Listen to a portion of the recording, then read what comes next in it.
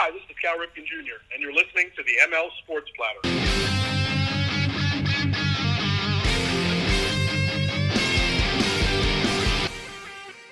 ML Sports Platter, back with you all over the major platforms. Download, subscribe, leave feedback, and a 5-star review. Really appreciate that. Hit me on Twitter at Mike L Sports. We're brought to you by Liverpool Physical Therapy. Go visit them online at liverpoolphysicaltherapy.com. All of your post-op needs with Peter and Mike and the gang. They are doing a terrific job. And remember, no doctor prescription is necessary for the first 10 physical therapy visits in New York State. Liverpool Physical Therapy, a proud ML Sports Platter sponsor. Big time thanks as well to Heather Saxton of Hunt Real Estate and Stanley Law Offices. Together, they'll work to get you the maximum award. Find out more at stanleylawoffices.com. I want to go around the bigs. This is another show that I've been, trying to, do every few weeks, where I go just around Major League Baseball, the state, all the rest of it. The first couple of things that I want to tackle, I want to get to quickly. The Baseball Hall of Fame announcement that happened last week. Obviously, I'm thrilled about the announcement. Other than Harold Baines being in the Hall of Fame, which is just pure and utter garbage. I cherish everything that place is about for the most part. And the area and covering the event, and just I've been so lucky. But they're going to have the induction from 2020. Remember, we had coronavirus just shut everything down. So, we didn't get the big ceremony to honor, Derek Jeter and Larry Walker. Ted Simmons, Marvin Miller. It's a great class. It really is. So we didn't get it, and then you kind of kept wondering, like, he's Jeter, these guys, like, they got to get their day in the sun, right? Somehow, some way, it's got to happen. And it was going to be all virtual, moved inside, which made no sense to me in July. Absolutely no sense. Tim Meade resigns as Hall of Fame president. Jeff Idelson comes back as interim until they find somebody else. And I have no doubt that Jeff Idelson was behind a lot of this, because he is that kind of guy. And he knows the game inside and out. He knows what's right. And they placed this on a Wednesday. Now, it's going to be tough. It's a weekday. It's like the second or third day of school for some people. Not easy there. So, like for families and kids going and all the rest, that's going to be difficult. It really is. But look, if it has to be this way, it has to be on the weekday, it has to be, schedules changing and adapting and sacrificing one thing to go, and I don't care. If this is what we're getting, this is what we're getting. And by the way, 2021, nobody is going to the Hall of Fame as far as players are concerned. And they're going to do their 2021 media people and honor them, and the 2020 media people. But this is more for what we lost. Jeter, Miller, Simmons, Walker. No candidates were elected for induction in 2021. These guys went in for the class of 2020, but they weren't honored on time. But they are going to be honored. Better late than never. All of them deserve their day in the sun. Obviously, at the top of the list for me, it's Derek Jeter. He's my favorite player of all time. And so the Hall of Fame's annual awards presentation will remain an indoor television-only event. It'll take place on Saturday the 24th with the award winners of their, I'm reading right from the release, or their representatives being invited back to Cooperstown to be recognized at the induction ceremony. So who knows, if these guys will make the trek to Cooperstown. I don't know, but it's going to be a television only event. I don't know if media will be allowed in there. The last I've heard is that they're working out media logistics for the September event. I don't know what the availability is going to be, but the awards presentation is going to honor the 2021 Ford Frick Award winner for broadcasting excellence, Al Michaels. And for you youngsters out there only have seen him as a football broadcaster. This guy was crushing it way before as a baseball broadcaster. The 2020 Ford Frick Award winner will be honored, and Ken Harrelson, the 2021 Baseball Writers Career Excellence Award winner, Dick Cagle will be honored, and the 2020 BBWAA Career Excellence Award winner, as far as Nick Cafardo, the 2020 Buck O'Neil Lifetime Achievement Award winner, David Montgomery. So it's going to be great. It's going to be a day that needs to happen. There's no doubt. It's gotta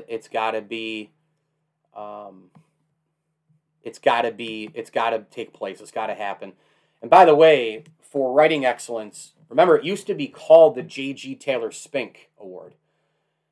I don't know if people realize this, but way back in what seems to be way back in February, it feels like forever ago.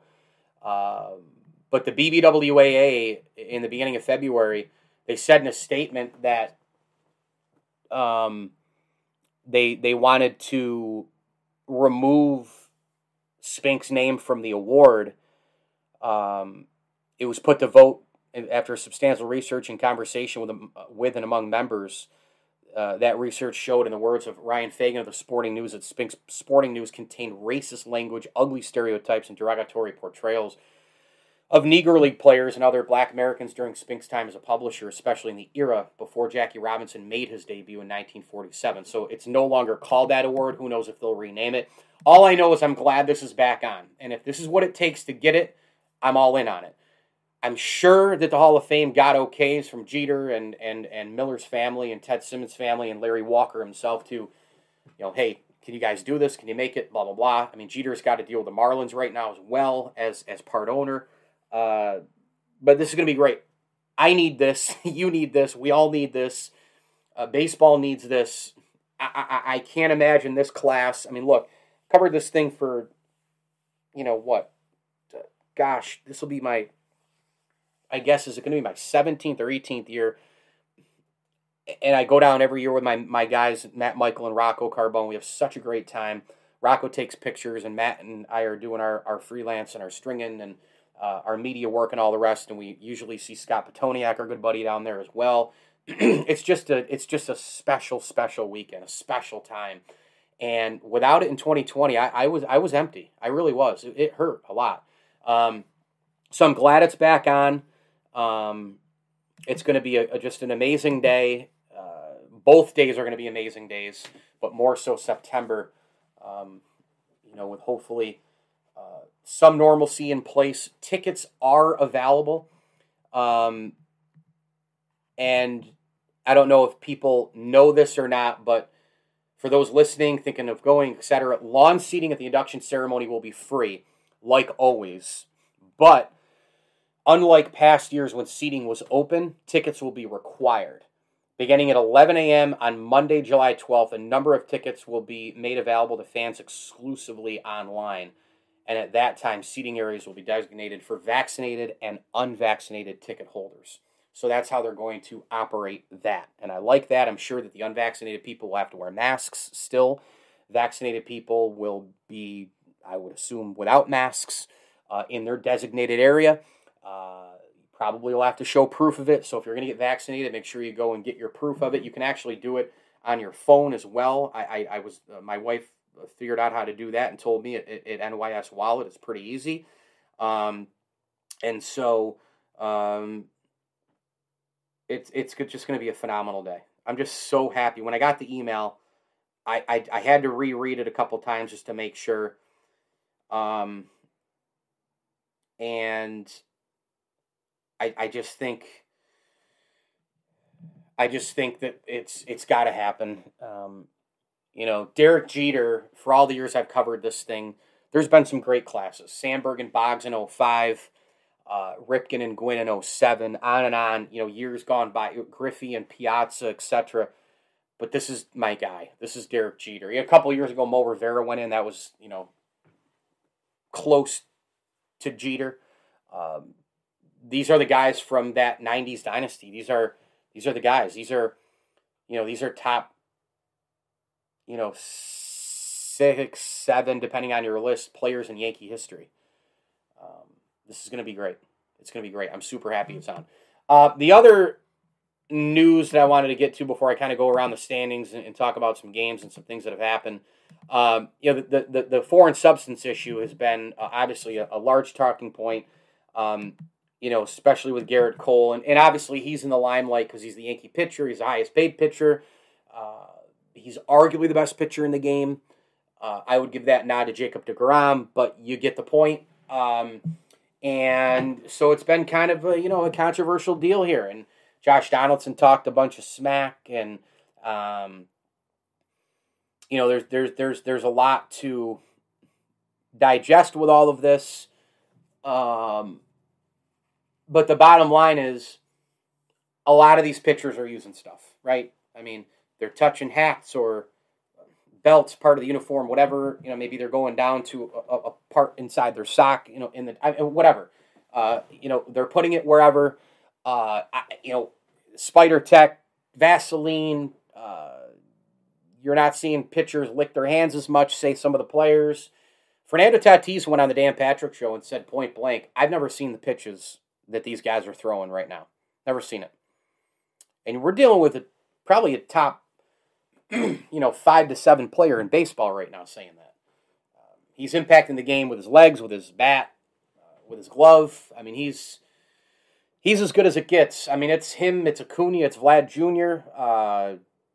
It's a young man's game. It's Mookie Betts. It's Mike Trout when healthy. Who knows when he'll get back? But it's the list right now, I would say. I mean, Vlad Jr.'s already vaulted himself in there. If you get Bellinger healthy and all the way back, I mean, Yelich has not been the same since the injury. That's probably the list. That's probably the list of the best players. And he said that on Dan Patrick. That he doesn't see, he doesn't understand these pitches. He doesn't recognize a lot of the stuff. That's unbelievable. Do I think Garrett Cole was using something? Of course I do. Do I think a lot of pitchers are using it? Yep, I do. Is it cheating? It is. It is. I'm not totally a fan of it. I'd love to see it cleaned up a little bit because I think, there's too many strikeouts as it is. I mean, look at Zach Wheeler. What was it, last Thursday? He strikes out, I think it was 12, and he's had all these double-digit strikeout games. It's, oh my goodness, it's simply unbelievable that Wheeler's doing this. But is it? Is it? Because a lot of guys are doing it. A lot of guys have double-digit strikeout games, and a little bit is the foreign substance and all the rest of it, but then it's also the swing and miss mentality and the launch angle and the bullshit with baseball and all this stuff going on. It all is adding up to a ton more strikeouts, right? Like, guys are swinging absolutely for the fences all the time, taking less pitches, etc., putting less balls in play. The pitchers are better. The pitchers do have advantages. The pitchers are using some foreign substances, Pietar, whatever the heck the case may be, Spider Tech glue, blah, blah, blah, whatever the hell it's called. Bullpens are better, more sophistication. The coaching is much better and different. All these things are adding up to more strikeouts, right? All of them. And one of those things is obviously the foreign substance stuff. So if they can kind of curb this and limit it, etc., well, you know what? That's going to, I hope, help, the amount of strikeouts. We've had some recent fun things going on in baseball, though. I mean, superstar power, Jacob deGrom against Fernando Tatis, that was really, really fun. I think the Padres are in this thing for the long haul, and now I'm just going to kind of go around Major League Baseball here a little bit. I think the Padres have shown their muscle, as we record this in mid-June. The months just peel off the calendar, don't they? Just peel off. San Diego is, I think they're going to be there. San Francisco, to me, has been the team that I didn't see this coming. I really didn't.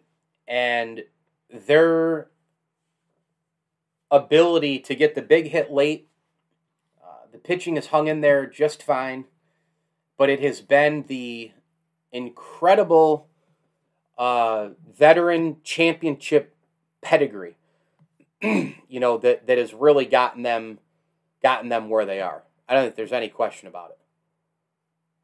This is a really, really good baseball team right now. And I don't know if they can hang in for the long haul, but boy, I hope so. I hope so. They got a bunch of, pitchers. You don't really know tons about them. Anthony DeSclafani's been fairly decent this year, right? They have a lot of guys who, you don't know about, but they're pretty good. They're pretty good. But again, the veteran present, the Buster Posies, right? I mean, Buster Posey's a championship player. I mean, he sat out 2020 with Corona, and he's catching a bunch of games now. He looks healthy and durable, and he's hitting the ball to all parts of the field. He's been good. He's been really good. His average is super low, but I'm sorry, his average is not super low. I was looking at the wrong line. Mike Yastrzemski. Buster Posey, as I record this, hitting 336. I mean, is he an MVP candidate? 10 home runs, 22 RBI, 86 total bases, 411 on OBP. Slugging is 577, 988 OPS. Boy, you have to put him in the conversation. Brandon Crawford, it's been great. Evan Longoria, it's been great. Brandon Belt at times, good trade for them in terms of getting Mike Tauchman to add outfield depth. His average has been brutal, but he can run the bases, a good fielder, and once in a while comes up with a big hit. Had a grand slam a few days back. This is an interesting bunch, this team. And I would love, let me tell you, I would love nothing more than to see a Giants, Padres, Dodgers sort of, three-headed monster in Major League Baseball's NL West Division. See those teams going toe-to-toe.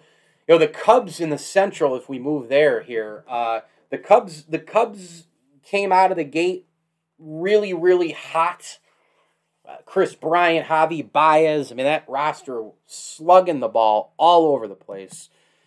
And they're pitching solid. The bullpen has been better than I thought so far this year. It's not great. It's been a lot better than I thought.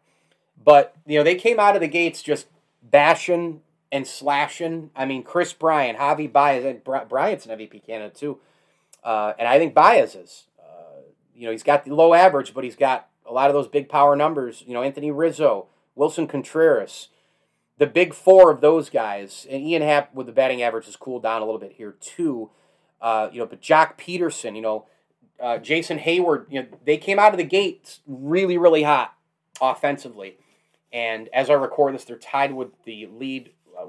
They're tied with Milwaukee for the NL Central lead. But it's been really those big four guys, Bryant, Baez, Rizzo, and Contreras, who have been doing some major damage here. And, the Cubs, they were a team that a lot of teams were looking at, hey, the trade deadline here, what do we need? What do we want? What do we need? And, boy, I tell you what, now it seems as though that's not the case, because the Cubs are a team that is right there to contend. They're right there to contend with Milwaukee.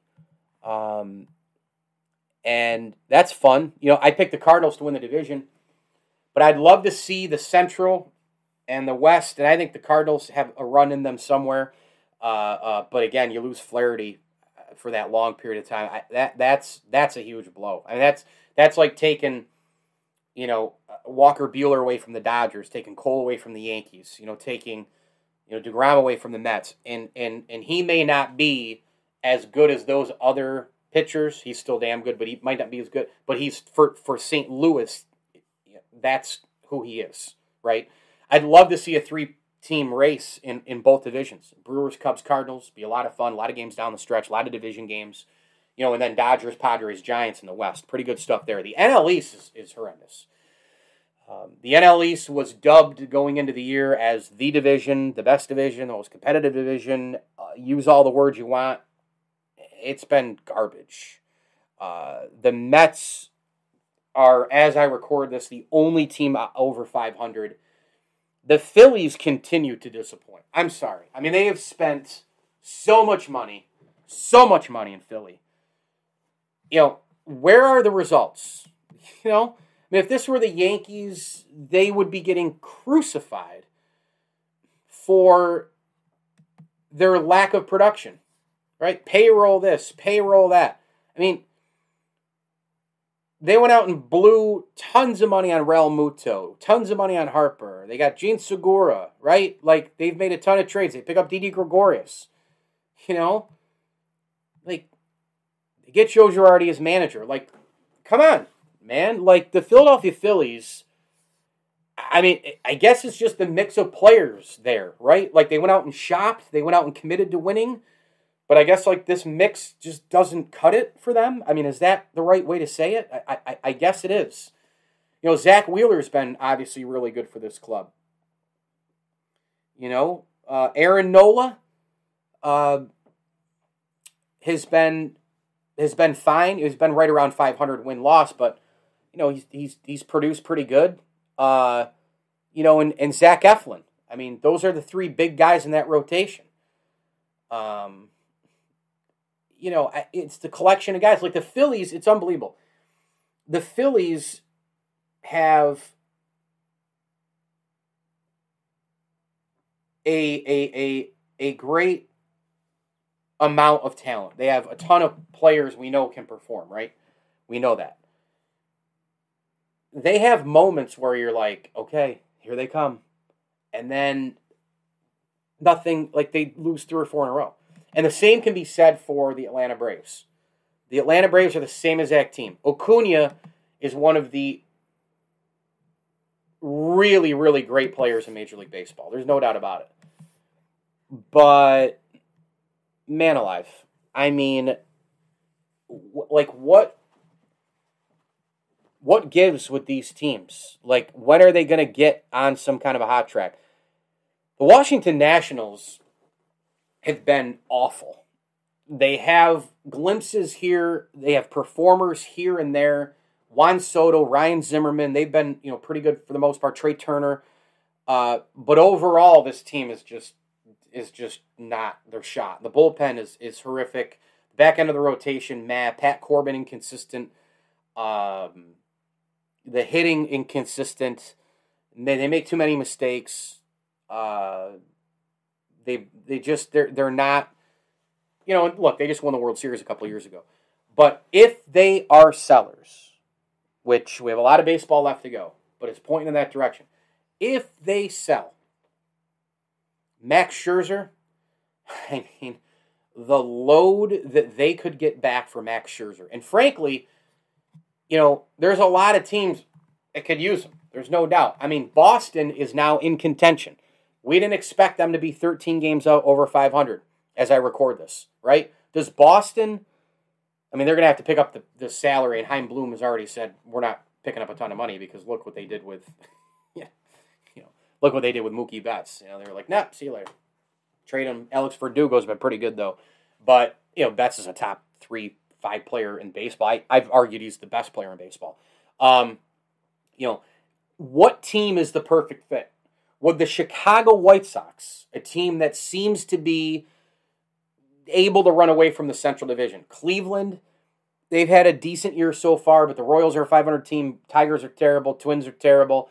The White Sox have an opportunity to not only run away from the division, but win home field advantage here. And we know the White Sox have got already a really, really, really, really good roster. Great players, awesome hitters. I mean, you look at this roster, their top guys, a lot different from what Major League Baseball is now with power numbers and really, really low, terrible batting averages. These guys are not that. Moncada hitting 286. Abreu, 252 is a little bit low, but still a lot better than most. Tim Anderson, 297. Nick Madrigal is hitting 305. Yermin Mercedes, right? 295. They've all got the power numbers. They're doing their thing. Jose Abreu might be an MVP candidate. Not might. He is. 11 home runs and 48 RBI. I mean, this roster, they're loaded. You know, they're loaded. The pitching so far has been decent, but could you imagine if you added Max Scherzer to the rotation? Seriously, you know, the back end of the rotation, little suspect. If you get Max Scherzer and you put him as an ace, and we know that the White Sox have the system, and they can chuck a bunch of prospects over to the Washington Nationals, although the Nats are going to want probably ready-made, guys we can plug and play right in there. Pitching prospects, position guys, whoever. Dallas Keuchel, Lucas Giolito, Lance Lynn in that rotation. I got news for you. You bump those guys down a little bit. All of a sudden, Keuchel, Giolito, etc., they become 2-3 instead of 1-2. Lance Lynn becomes a 4 instead of a 3. I'm telling you, Max Scherzer right there at the front. That White Sox team, they could win the World Series. They really could. And I think that's an intriguing spot. I think the White Sox should go for it and get him. Because we know the payroll situation, Oakland, they're not going to get him. Oakland, I think, is going to make the playoffs. I picked them to make the playoffs as a wild card. I think Houston wins that division. Oakland is, Oakland, as we record this, is a game up on Houston. Everybody else is stinky. I mean, Seattle's around 500. Angels are under 500. They're, again, same crap with them. They're not going to make the playoffs. Trout's not going to play in October. And the Rangers are just horrific. You look at other takers, like Washington's not going to trade Scherzer probably, right? Like in the division. It's not. The Central teams are interesting too. The Brewers, I think, have like a middle of the pack farm system. But again, another situation here, a little bit different than Chicago, because I think the Brewers pitching at the top is better. You've got Brandon Woodruff and Freddie Peralta and Corbin Burns have all been, for the most part, pretty good. Win-losses doesn't really show that outside of Peralta, but they've been all pretty good, that trio. Guess what? You add Scherzer to that. Now all of a sudden you bump those guys down. Look, Scherzer's been there. You plug him in. He's the ace. You want to win a championship in your Milwaukee? Go get Max Scherzer. I don't know would they pick up the money? I don't know what their prospect situation is. I think they're like middle tier last I looked, Baseball America list, whatever.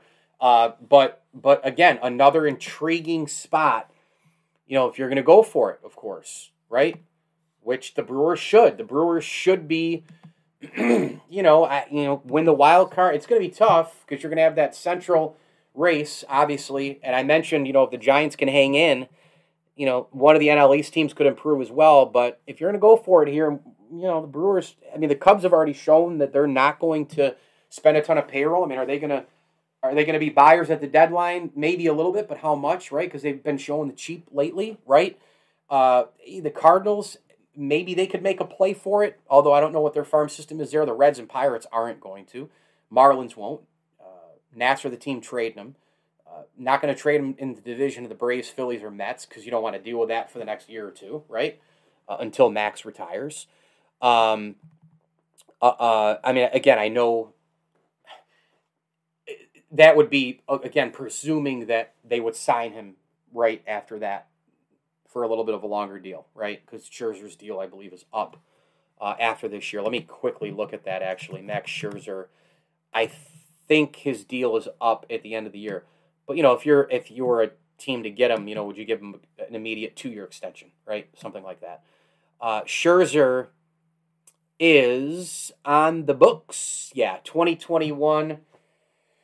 Man, he's made a lot of money. Signed through 2021, earliest free agency 2022. He's making $34 million plus this year. The last 3 years, he's made 34, 35, almost 36, 37. And that contract was pretty prorated, obviously. A lot less money in the beginning, and a ton now. So that's going to be interesting to follow. Max Scherzer at the trade deadline, on the move. Could be good. Pick him up, White Sox. Pick him up, somebody. Make that run. Go get it right now while the iron's hot. As far as the AL East goes in closing, I mean, Tampa Bay, I feel like they win every night. I mean, that's how I feel. The Blue Jays have started to. They had some trouble against the White Sox. They've started to kind of come back a little bit. Again, a team that's going to go through the ups and downs, learning things. Baltimore is pathetic. I don't know. Yeah, when are they not going to be in a rebuild, right? Like, they're pretty much just dead in the water. I think Toronto could hang for a little bit. I mean, they're a couple games over 500 as I record this. They're a team that is, I mean, we know the young star power led by Vlad Jr. and company. That lineup is lethal. They still haven't gotten anything out of George Springer. But to me, look, the Toronto pitching, they can keep that team in games, man. I mean, Hyunjin Ryu was a really good signing. Robbie Ray, Steven Matz, these pitchers can keep these guys in it. They can keep this team in it every single game. And so that's really, I think, something to watch, here. And we know, again, the youngsters, we know the ability. We know Bo Bichette. We know Vlad Guerrero Jr. They're going to be really, really good for a really long time. You got Teoscar Hernandez, you got Lourdes Gurriel, you've got Randall Grichuk, who's been killing it this year as well. Kevin Biggio's really good. He's low average, but he'll be fine there. This is a really, really, really, really solid baseball team. I think they're going to hang in it for the wild card. I really do. And I got to tell you, if the Yankees don't wake up soon, and by the way, they won those first 2 games against the Twins, and then of course blew it, and Chapman gave up the walk-off homer, right? After the 2 wins, I said, this is the Twins. People, Yankee Twitter, the millennials. God, it drives me crazy. It's such an insufferable group. Where have these Yankees been? Dudes, ladies, they haven't been playing the Twins. Giancarlo Stanton's crushing bad, just horrendous pitching. This team's taking advantage of awful blunders by the Minnesota Twins. The Twins are a horrendous baseball team. The Minnesota Twins are arguably the worst team in the American League. I mean, it's between them, Baltimore, and Texas. I mean, it's only a game, 2 games here difference. Really, it's not that far apart. Minnesota is horrible. Horrible. So that's why the Yankees, beat them a couple of times. They've owned the Twins anyway for almost, 2 decades here. I mean, goodness. Playoffs, regular season, doesn't matter. Yankees always beat the Twins. But the AL East, I mean, that's kind of the state of the union, man. I mean, the Rays win every night. The Yankees need to wake up real soon. The Blue Jays are going to hang in there. The Orioles are pathetic. They're in rebuild mode for who knows how long. And you know what? The Red Sox, I think, have played, in my opinion, the most interesting card here because they've made it a race with Tampa, not with the Yankees. They are multiple games over, double digits over 500 as I record this. They're a team that their offense is rocking and rolling. I mean, I don't want to face that lineup. Rafael, you could argue the Red Sox have one of the top couple lineups in baseball the way they're producing. Rafael Devers, stud. Bogart, stud. JD Martinez, stud. All 3, perhaps, MVP candidates. Alex Verdugo, who was picked up in the Mookie Betts deal, phenomenal. 285 average as I record this, 8 home runs, 26 RBI. Christian Vasquez has had a nice year behind the plate and hitting at the plate. Renfroe has been incredible, right, in the outfield. Enrique Hernandez.